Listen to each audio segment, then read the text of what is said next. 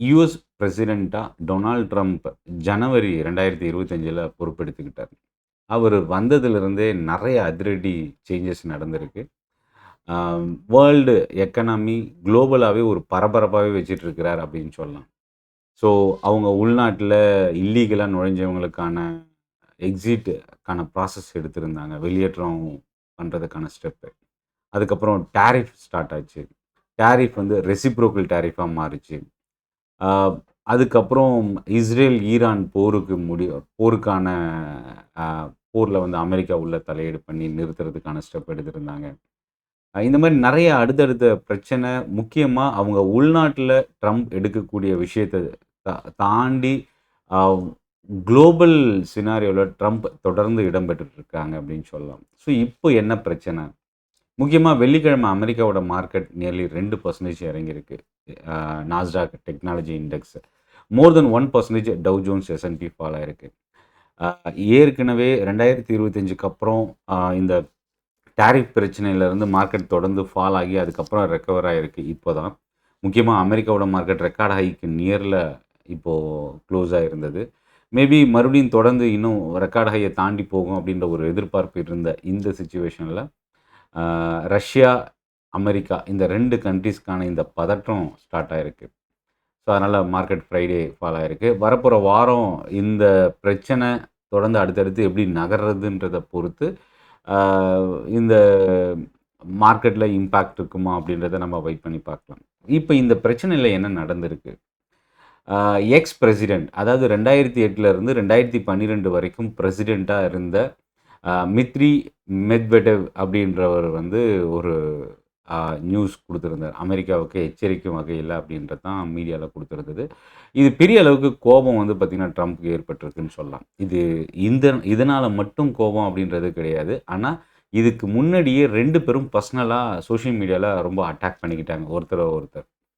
இப்போ அது கண்ட்ரி லெவல்ல வரும்போது ஒரு பெரிய அளவுக்கு எஸ்கலேட் ஆயிருக்கு அப்படின்னு சொல்லலாம். என்ன நடந்திருக்குன்னா, அமெரிக்கா முக்கியமா டொனால்ட் ட்ரம்ப் 2 சப்மரைன வந்து ரஷ்யாவுக்கு எதிரா ஆ ஹோல்ட் பண்ணியிருக்கிறாங்க.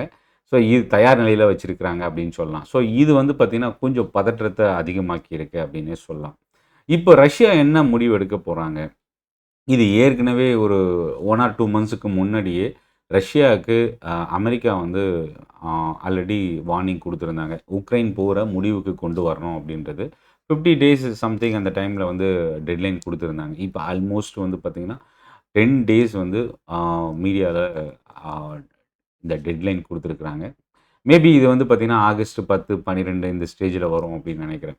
ஸோ இந்த டெட்லைன் முடிஞ்சதுன்னா, அமெரிக்கா என்ன முடிவு எடுக்க போறாங்க? இன்கேஸ் ரஷ்யா உக்ரைனுக்கு அகைன்ஸ்டா இந்த போர நிறுத்தாம இந்த டெட்லைன் முடிஞ்சா என்ன ஆகும்?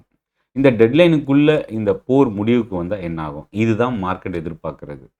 ஸோ இப்ப ஆல்மோஸ்ட் இது வந்து பார்த்தீங்கன்னா, மோர் தென் 1 டூ 2 இயர்ஸ்க்கு மேல இந்த வார் வந்து நடந்துட்டு இருக்கு. ரஷ்யா, உக்ரைன் பிரச்சனை.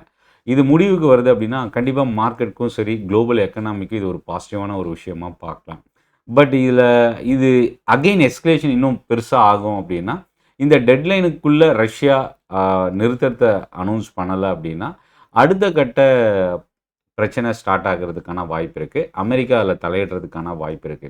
ஸோ அமெரிக்காவ பொறுத்தவரைக்கும் 2 ஆப்ஷன் இருக்கு. 1 நேரடியா ரஷ்யா மீது தாக்குதல் நடத்துறதுக்கான சான்சஸ் இருக்கு 1.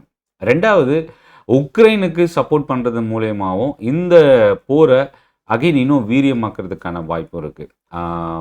மிலிட்டரி ஆர்ம்ஸ் வந்து சப்போர்ட் பண்றது மூலியமாவோ, ஃபண்டிங் சப்போர்ட் பண்றது மூலியமாவோ, அ உக்ரைனுக்கு வந்து பார்த்தீங்கன்னா, இந்த போர் இன்னும் பெரிய அளவுக்கு இன்கிரீஸ் ஆக சான்சஸ் இருக்கு. இன்கேஸ் இந்த மாதிரி ஒரு டெசிஷன அமெரிக்கா எடுக்குது அப்படின்னா, கண்டிப்பா ரஷ்யாவும் அதுக்கு தயார்படுத்துறதுக்கான ஸ்டெப் எடுக்க வாய்ப்பு இருக்கு. ஸோ, இப்போ இந்த டெட்லைனுக்குள்ள என்ன நடக்கப் போகுது அப்படின்றது ரொம்ப ஒரு இம்பார்ட்டன்ட் ஃபேக்டர். இப்போ மார்க்கெட்க்கு வரலாம். ஏற்கனவே நிஃப்டி பொறுத்தவரைக்கும் 25,000 உடைச்சு கிட்டத்தட்ட ஒரு 500, 600 பாயிண்ட் கன்டினியூஸா ஃபால் ஆயிருக்கு. லாஸ்ட் இந்த 2, 3 வீக்ஸ்ல. இப்போ இந்த பிரச்சனை அமெரிக்கா, ரஷ்யா. பட் ஆனா அ இதுல அ அ ஒரு ஈகோ கிளாஷ் அப்படின்னு கூட சொல்லலாம். ரஷ்யாவுக்கும், அமெரிக்காவுக்கும் இருக்கிற இந்த பிரச்சனை. இது முடிவுக்கு வர்றதுக்கான வாய்ப்பு தான் ரொம்ப அதிகமா இருக்கு. என்னென்னா நீ பெரிய ஆளா நான் பெரிய ஆளா அப்படின்ற ஒரு விஷயமாக தான் இது போயிட்டுருக்கு. பட் இன்னும் இது ஒரு பெரிய சீரியஸ் சிச்சுவேஷன் வருமா அப்படின்றது ஒரு கேள்விக்குறி தான். வெயிட் பண்ணி பார்க்கலாம். பட் மார்க்கெட் இப்போதைக்கு பல்காக இன்வெஸ்ட் பண்ணணும் அப்படின்றவங்க இந்த பிரச்சனையை நீங்கள் டீட்டெயிலாக தெரிஞ்சுக்கிட்டு அதுக்கப்புறம் முடிவெடுக்கிறது நல்லது.